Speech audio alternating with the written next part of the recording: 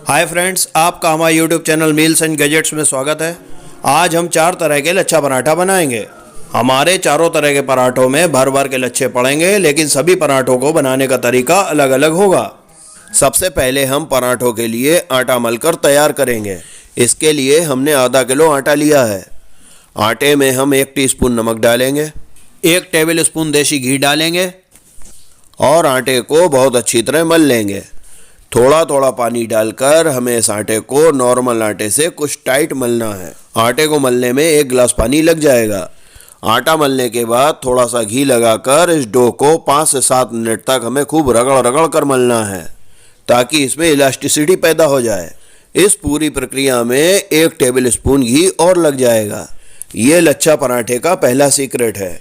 यदि आप इस तरह से आटा नहीं मलेंगे तो पराठे में लच्छे तो पड़ जाएंगे, लेकिन खुलेंगे नहीं।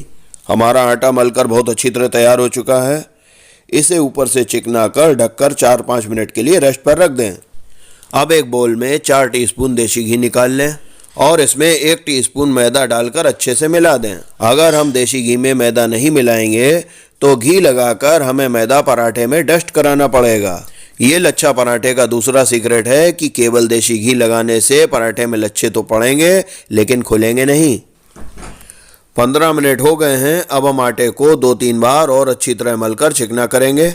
सबसे पहले हम तार तार पराठा बनाएंगे। लच्छा पराठा बनाने के लिए लोई बड़ी ली जाती है, क्योंकि ये नॉर्मल पराठों से कुछ मोटे होते हैं। अब इस लोई को खूब पतला बेल लें। फ्रेंड्स, अगर आपने अभी तक हमारे चैनल को सब्सक्राइब नहीं किया है तो प्लीज़ हमारे चैनल को सब्सक्राइब करें और नोटिफिकेशन पाने के लिए बेल आइकन प्रेस करें। हमने लोई को पतला बेल लिया है। अब ब्रश से इस पर घी लगाएं। हमने ब्रश से बेले गए पूरे पराठे के ऊपर अच्छी तरह देसी घी लगा दिया है।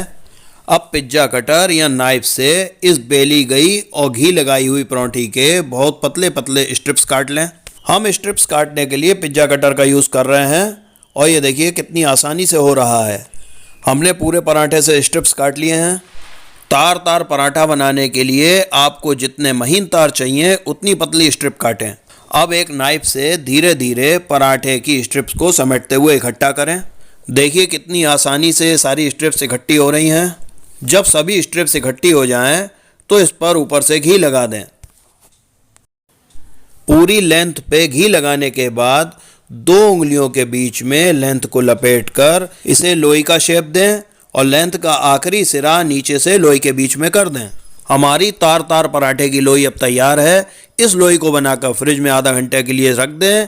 ये लच्छा पराठा का तीसरा सीक्रेट है। अगर आप लोई बनाकर डायरेक्ट पराठा सेकेंगे तो लच्छे तो बनेंगे, लेकिन खुलेंगे नहीं। आधा घंटा हो चुका है। अब हम लोई को फ्रिज से निकाल कर हाथ से थपक थपक कर बेलेंगे। हमें लच्छा पराठा को बेलन से नहीं बेलना है, क्योंकि बेलन से बेलने से इसके महीन तार जोड़ सकते हैं।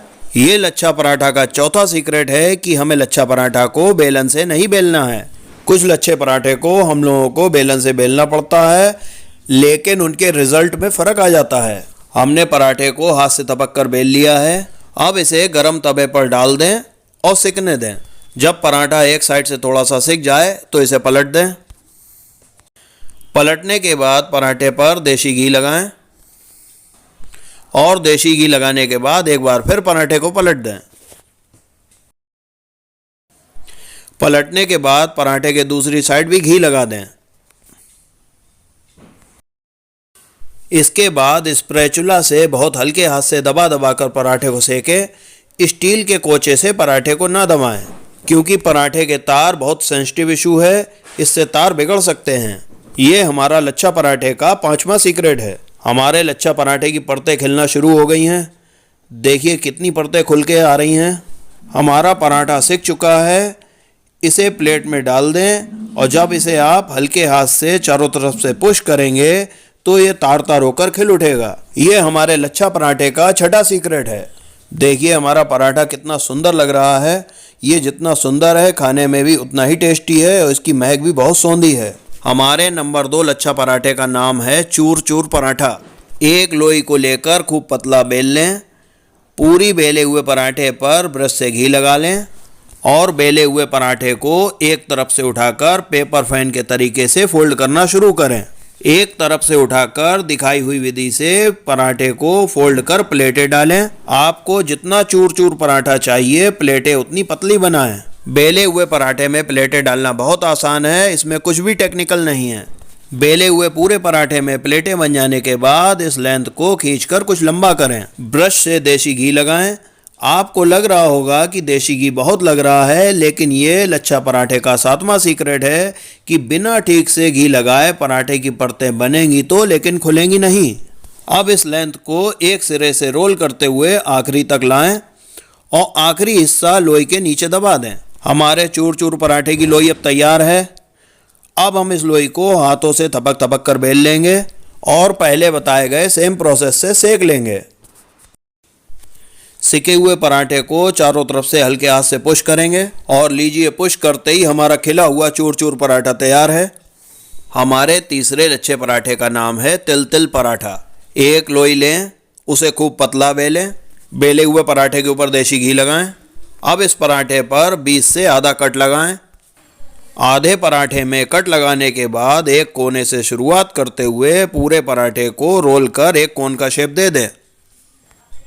देखिए कितनी आसानी से रोल हो रहा है। हमें पूरे पराठे को ऐसे ही रोल करना है और एक कोन का शेप देना है। देखिए हमने पूरे पराठे को रोल कर लिया है और एक कोन का शेप दे दिया है। अब इस तैयार कोन के पतले हिस्से को नीचे से पकड़कर ऊपरी हिस्से को ऊपर से खोलकर और थोड़ा थोड़ा दबाकर इसे एक लोई का रूप दे दें। देखिए हम इस कोन को नीचे से हल्का हल्का दबा रहे हैं और इसे एक लोई का रूप दे रहे हैं।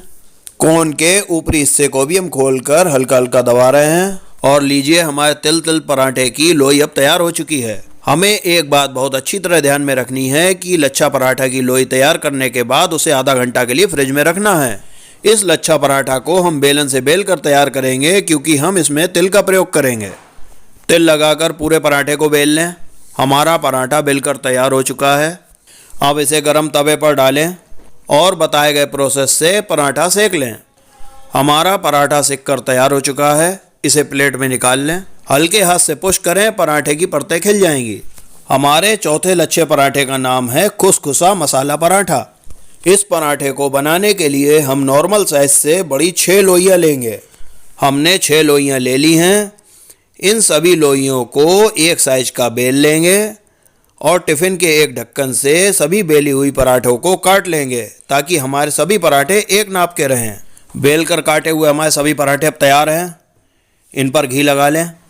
अब एक बोल में आधा टीस्पून काला नमक, आधा टीस्पून अजवाइन, आधा टीस्पून लाल कुटी मिर्च, आधा टीस्पून हींग, 1.5 टीस्पून चाट मसाला डालकर मिला लें और इसे बेल कर ग्रीस करे हुए एक पराठे के ऊपर बुरक दें। इसके ऊपर ग्रीस करा हुआ दूसरा पराठा रख दें। उस पर भी तैयार मसाला बुरकें।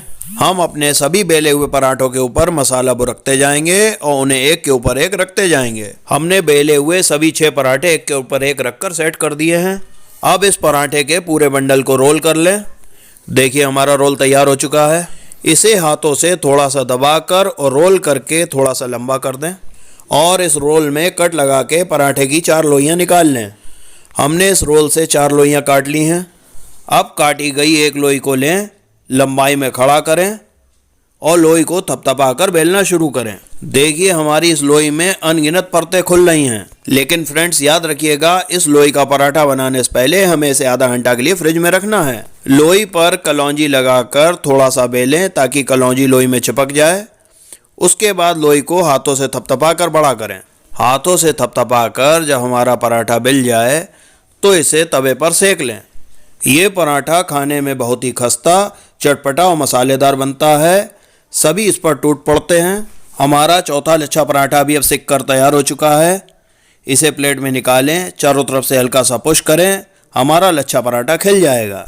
फ्रेंड्स यदि आपको हमारे चारों तरह के लच्छा पराठा की रेसिपी पसंद आई हो तो प्लीज़ हमारे वीडियो को लाइक शेयर करें, हमारे चैनल को सब्सक्राइब करें, नोटिफिकेशन के लिए बेल आइकन प्रेस करें। हमारी अन्य रेसिपीज़ के वीडियो के लिंक इस वीडियो के अंत में और आई बटन में पड़े हुए हैं। Thank you for watching.